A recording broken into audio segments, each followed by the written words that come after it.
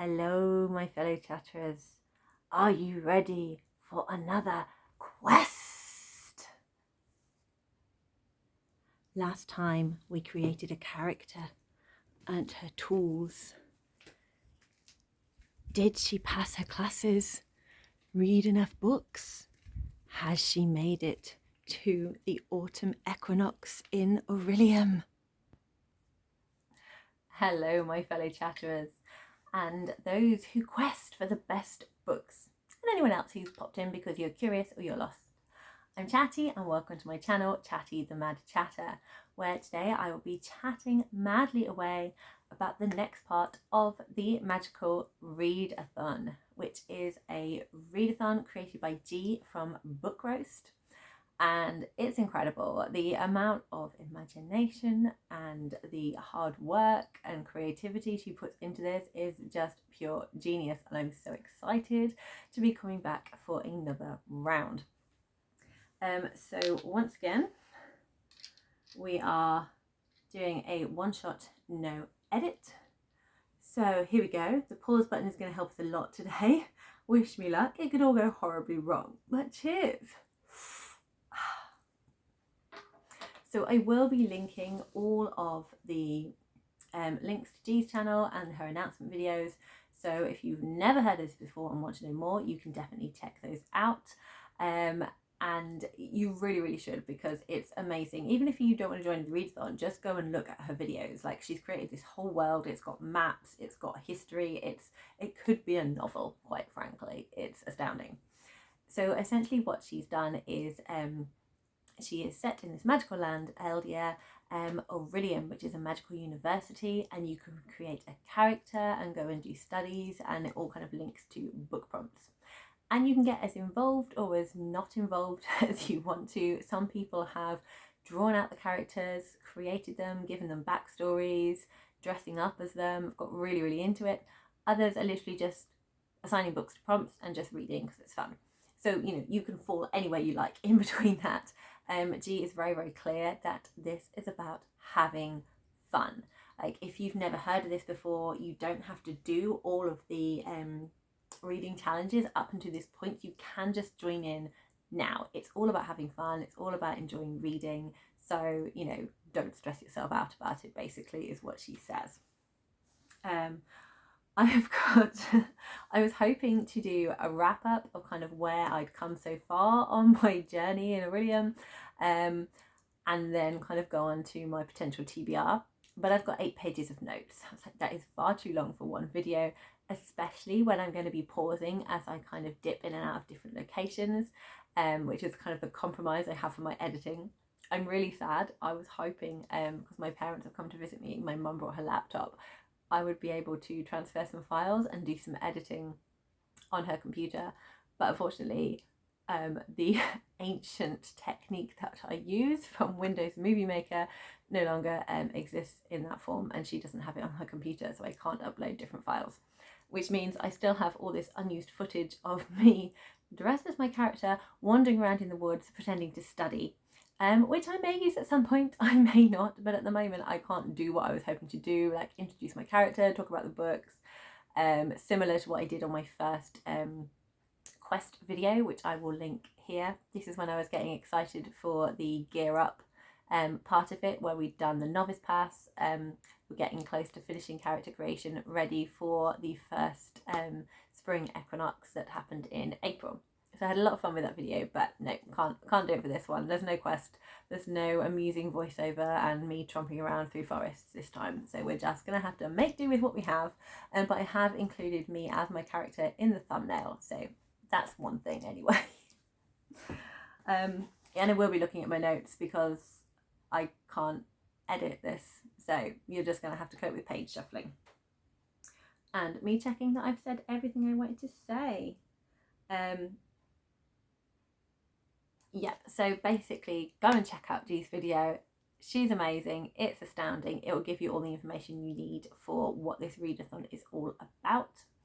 And I am going to hopefully talk you through.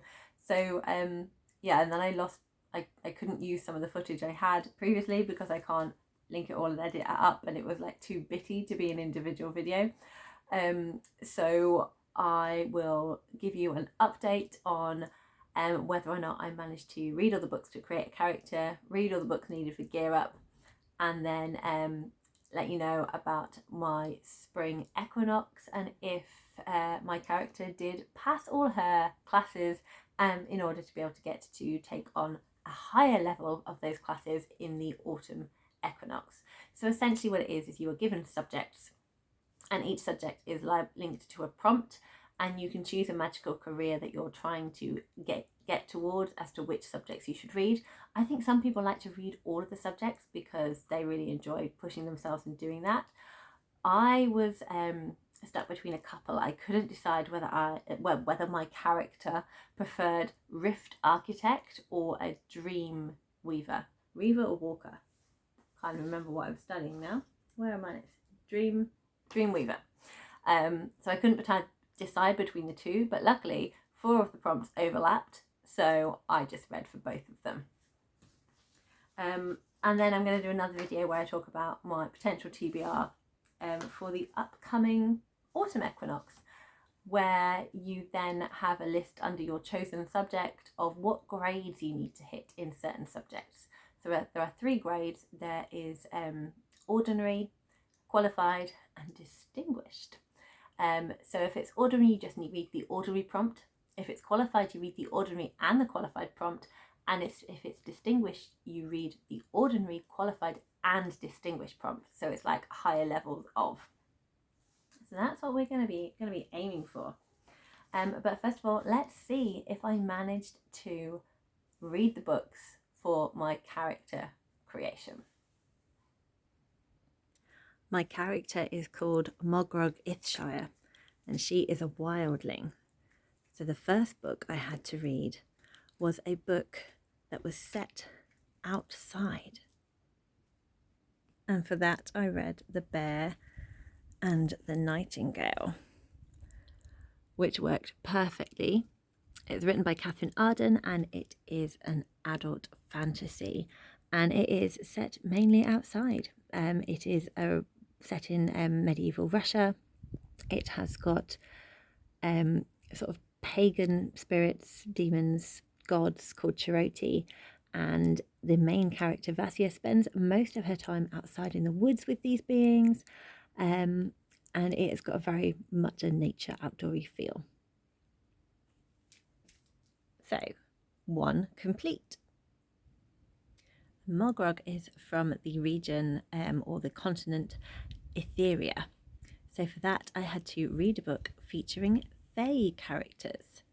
And this one, Sorcerer to the Crown by Zen Cho, worked perfectly for that because it has got fairyland. It's got a portal to fairyland and therefore lots of Fae characters. And I absolutely loved this book. I had the best time reading it. It was so funny. I recommend with reservation with this book. If you enjoy sort of Regency language, it is basically Jane Austen with fairies involved. And I really adored it. But if that language is not for you, it's probably not going to work. But I read it, and that is the 2nd character prompt completed. And the 3rd character prompt links to the sort of the being that they are. And Mogrog is an Earthling with the elemental power of Earth. And for that, you had to read a book with earth, water, air, or fire in the title. And I don't know if we can see because it's quite dark, so I'll just move it. And this is Ken Follett's The Pillars of the Earth. And so that worked perfectly. And this is a massive book, and it took me 2 months to read. But I did manage to get it finished just in time for Gear Up. So that is all 3 of the character prompts done. I did enjoy The Pillars of the Earth. It was quite a long read just because it was so big, and sometimes it felt a little dense and a bit depressing in the subject matter because the villains tended to win quite a lot. But I really enjoyed that kind of the detail within the medieval period, and the kind of the small enterprise, I suppose, like an entrepreneur or sort of a small. Basically, there was a monk and there was a wool seller that were sort of down on their luck and built themselves up to against all odds. And I enjoy that kind of thing where you're an underdog and then you kind of become more successful.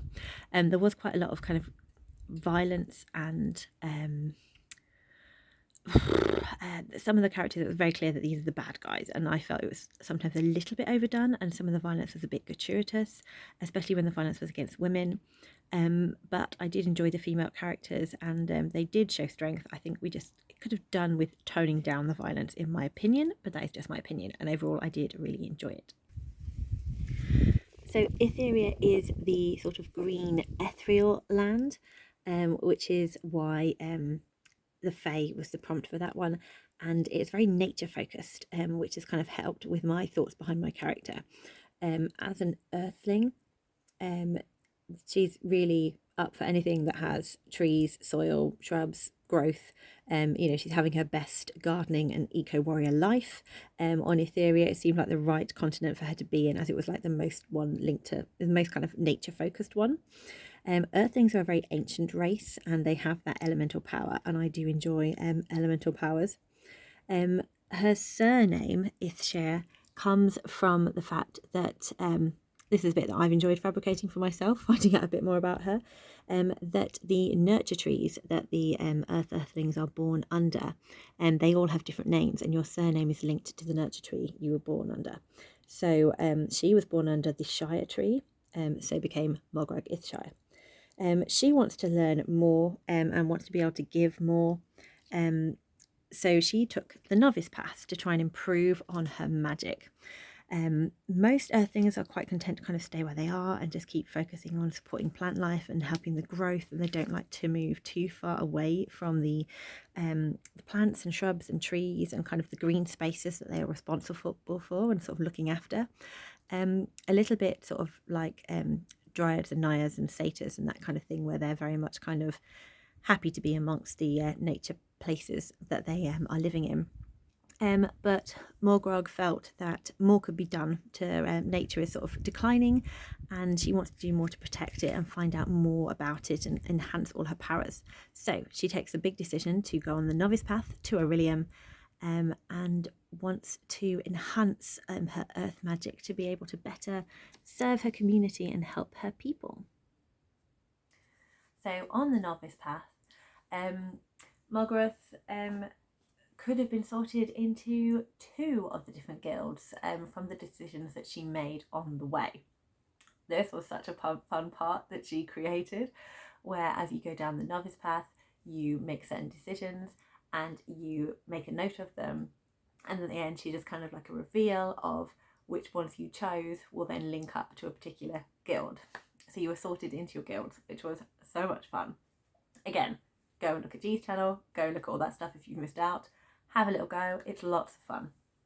Anyway, the decisions that Morgoth made along the way, she could have belonged to Order of the Crescent because she got 2 Order of the Crescent.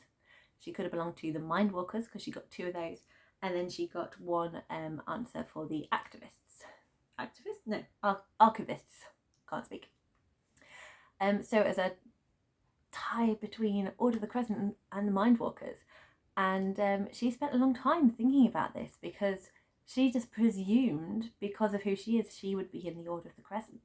It made the most sense. They're the ones that are most attuned to nature, that have the elemental magic, that have animal familiars, and it just made the most sense.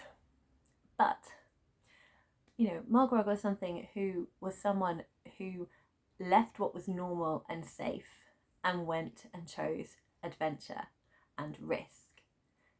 So maybe having a risk and going for Mindwalkers will help her learn something more that she can offer her community. And the more she thought about it, the more she felt the call of the Mindwalkers, and it felt like the right choice for her. So she joined the guild of the Mindwalkers. And now in Gear Up, we get to do a little bit of fun stuff. So we got to choose our conduit on which we will challenge our magic through, and also an extra gift. So for the Mindwalkers, you had a whole range of different choices, but the one that was specific to the Mindwalkers was the dagger. And this one seemed to appeal to Morgrog the most because she's sort of got a bit of a sneakier, stealthier side, and the dagger seemed to kind of fit with that sort of hidden, unassuming, unsuspected, and then you have a weapon or you have a secret hidden ability to use for magical purposes. And also, Morgoth being Morgoth, she her dagger that she chose that seemed perfect for her had a very wide blade and was sort of shaped around the edges, so it has a very practical purpose and can double up as a trowel, you know, just for those emergency gardening needs you might need to take care of along the way. So with the dagger, you needed to read a standalone. And for this one, I read The Humans by Matt Haig and thoroughly enjoyed this book. I found it really funny. I loved the concept of an alien coming to Earth and trying to understand what it means to be human and trying to pass as a human. But amongst the humour, I also really enjoyed the kind of the emotional connections and feelings of family throughout this book, and I had a really great time reading this one. The next gift that the Mindwalkers Guild have is there are different planes. And the one, this one was very easy decision to make. For me personally, I love portals. I think portals are fun. I think they're awesome. I would love that ability.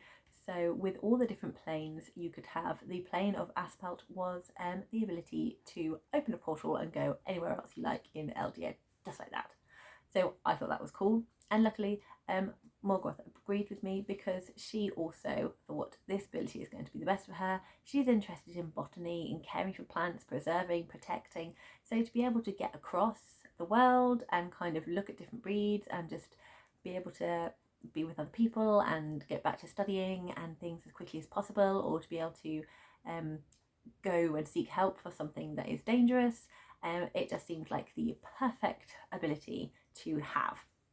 And for this one, it was to read a book that is set in a different world to the one that you live in. And as a fantasy reader, this was really, really easy. So for me, I really wanted to read The Way of Kings by Brandon Sanderson. Look at this beautiful new cover. Look at it.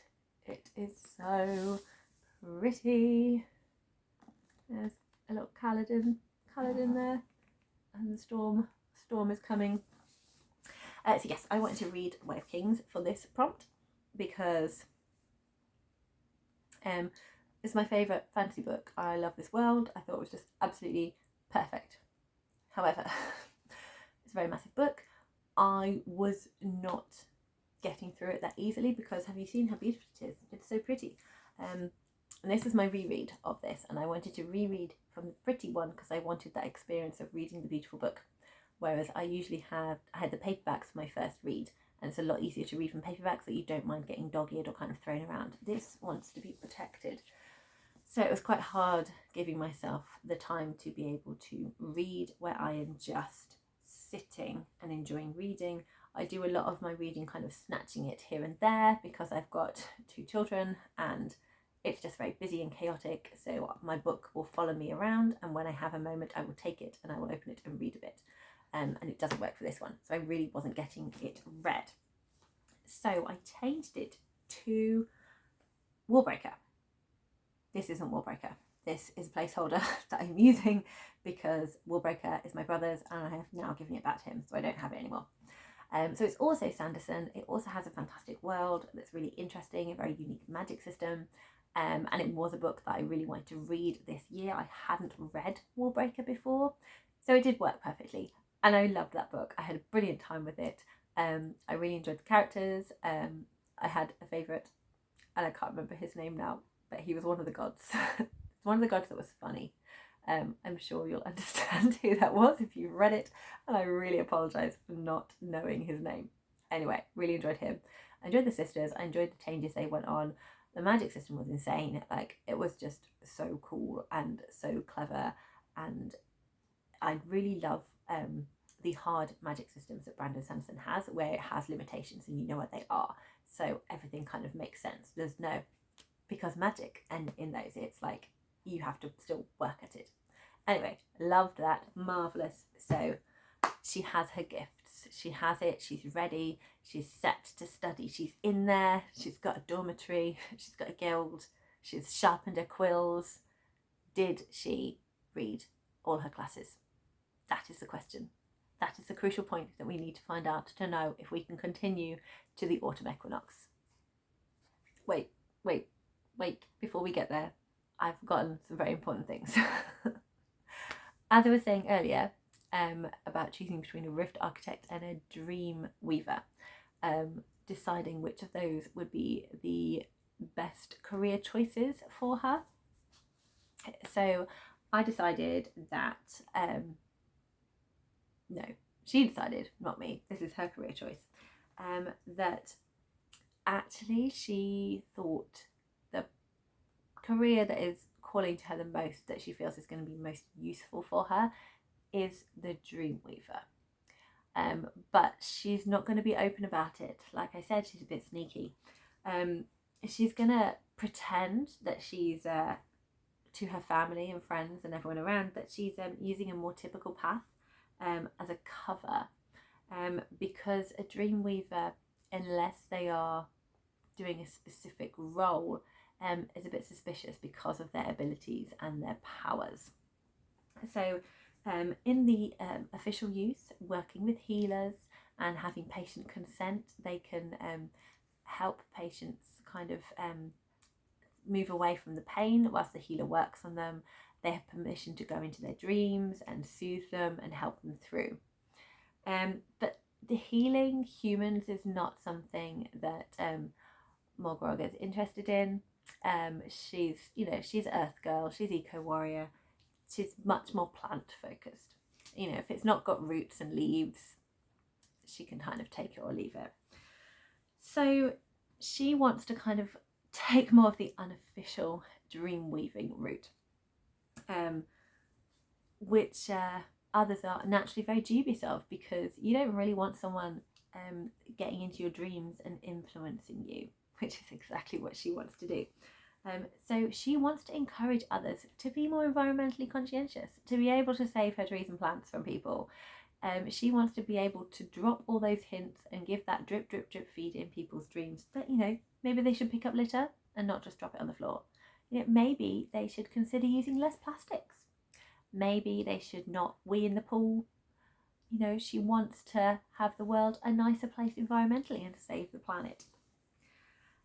So she's hoping to use her new magical skills as well as going into humans' dreams. Maybe she can also connect into the consciousness of the trees and plants around her. So maybe that will help her understand a bit more about why certain plant species are not thriving as much. What conditions do they need to be able to grow better and grow more, so we don't lose these plants. So maybe she can link into nature's consciousness and kind of go into like plant dreams and support them and help them that way. So she's got lots of ideas of how she wants to use it. So this is the path we're committed to here. This is the career we've chosen that we are going to explore. So those are the books I'm going to be talking about. And I should have mentioned this right at the beginning, but I absolutely didn't. I will be linking the word is coming to me. I'll be linking the videos where I wrap up these books. So I give you all my thoughts and feelings on these books. So the ones I've already spoken about,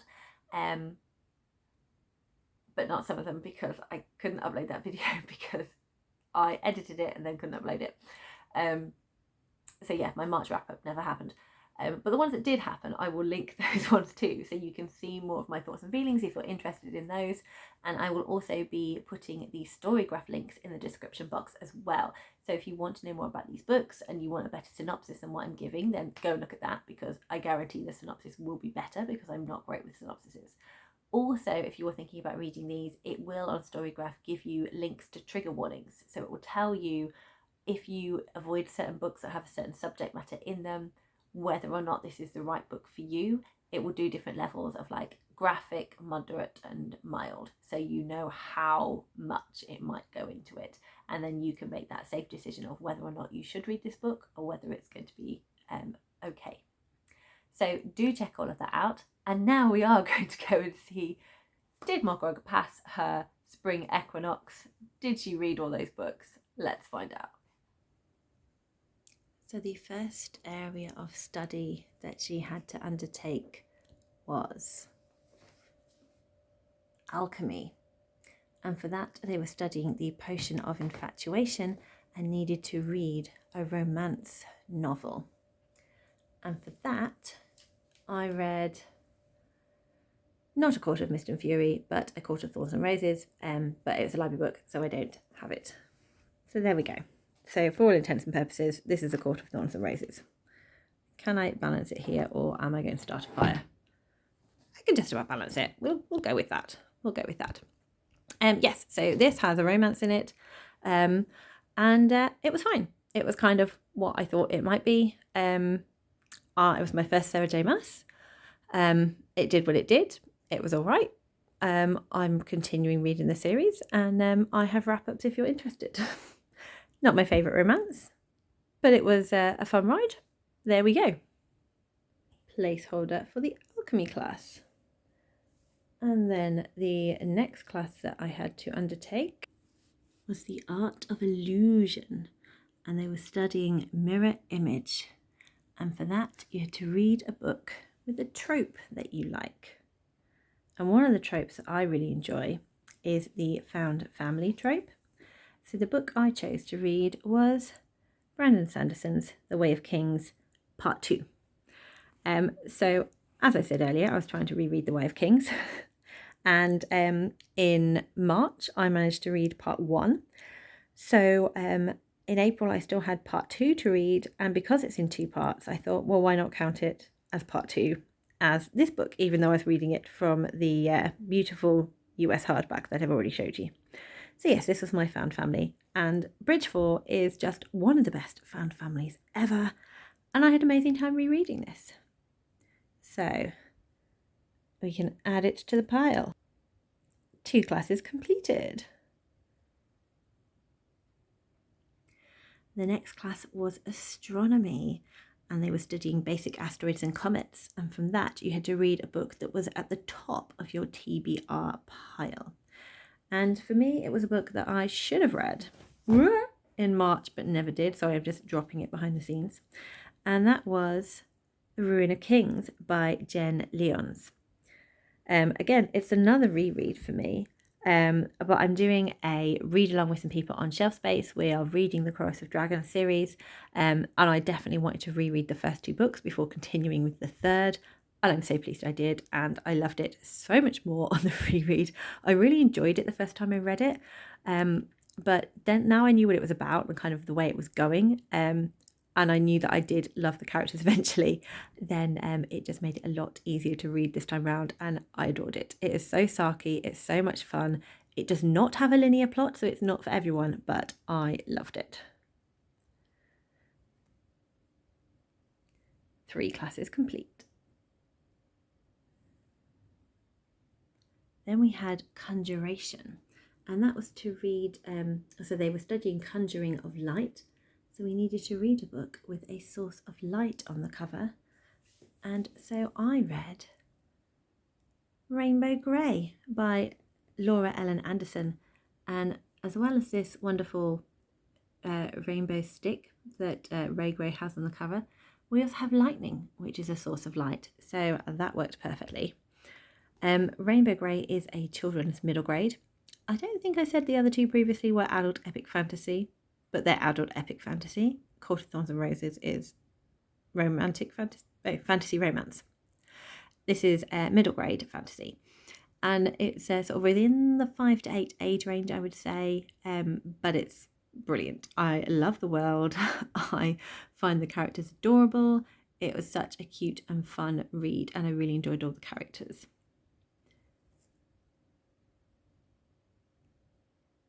Four classes complete. The next class was Spells and Incantations, And for this, they were studying an anti-gravity spell. So this was to read a book of short stories and essays. And for this one, I got a book out of the library. I just came across it. I was just looking for books, and I found this one. I've got a placeholder because I had to take it back to the library, and I chose Loud Black Girls, which is a series of different essays from different authors, and it was amazing. So for my placeholder, I have Bloody Brilliant Women. I thought that would be a good placeholder to replace Loud Black Girls. I highly recommend Loud Black Girls to everyone. It was brilliant. It made me think about things I hadn't thought before. It dealt with so many different things, and it also gave me the amazing word global majority, which I am trying to use more regularly instead of BIPOC authors, because it just shows that the majority of people around the world are BIPOC. So it seems silly to put them in a minority when actually they are the majority. So just not in Western countries. And I just loved so many different things in that book, and I do want to own it. It's on my list of books I want to own, but I haven't got it yet, so we are using the placeholder. 5 classes complete. The next class was law, and they were studying myths most... I really can't say that word. Myths. I have a lisp. It's really hard. Myths most known. And for that, to read a book which is mythology inspired. So for this one, I was very excited to pick up a book I've been wanting to read for a long time, which is The House with Chicken Legs by Sophie Anderson. It's another middle grade fantasy, which is one of my favourite genres. And this is inspired by the legend of Baba Yaga. Unfortunately, this book, I think I'd read 2 chapters by the end of April. But G has very kindly said, you didn't need to read it all in 1 month. You can continue, and just as long as you have it finished by August, then that's okay. So I have since finished this book. I read it, I think it was like the first book I read in May. So it's definitely finished. And oh my goodness, one of my favourite books. It was incredible. So beautifully written, the whole story. It went in ways I wasn't expecting. It's got a lot of heart. It's got lovable characters. You learn a bit more about the Baba Yaga world. It's got inanimate objects as a character with emotions and feelings, and I love all of that. Highly recommend The House with Chicken Legs. 6 classes completed. The final class was, again, another word I really struggle to say, psionics and divination, and they were studying clairsentience. Rubbish with these words, I do apologise. Anyway, it basically meant we had to read a book set in the future. And for this one, I started a new series. I started The Arc of the Scythe by Neil Schusterman, starting with Scythe. This is a YA dystopia sci-fi book, and I really enjoyed it.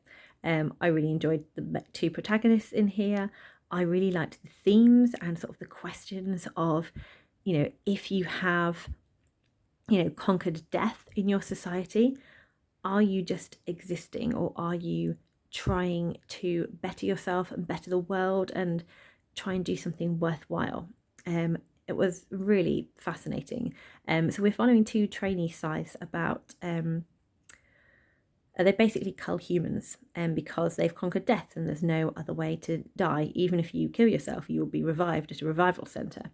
And it was really interesting once you started reading it to kind of go into a totally different mindset within this culture of where death does not exist. And it took a while to kind of, what's the word? There is a better word, but basically like embed yourself in that culture. By the end of it, I definitely did. And I'm really keen to continue reading this series. I really enjoyed it, and I'm excited to see where it will go. So here we are. That is 1, 2, 3, 4, 5, 6, 7 books, 7 classes completed. So yes, Margrog has passed her spring equinox reading, and she has been invited back to the autumn equinox where she can continue to study as a dreamweaver. So there we go, Margrog has been invited back. She is going to be doing the autumn equinox. She is going to be studying to be a dreamweaver, and I will be shortly releasing another video which does my potential TBR, so we can see what Margrog will be studying to hopefully qualify then as a dreamweaver. Thanks so much for watching. Let me know if you are doing this readathon. What's the name of your character? What's your guild? What books are you planning on reading? What's your career choice? I love a chat, as you know. I'm also in the ORILIUM Discord as well. I chat quite a lot in there, so come and say hi. Come and say hi. I look forward to chatting more because reading and chatting is what I like best. Happy reading, everyone.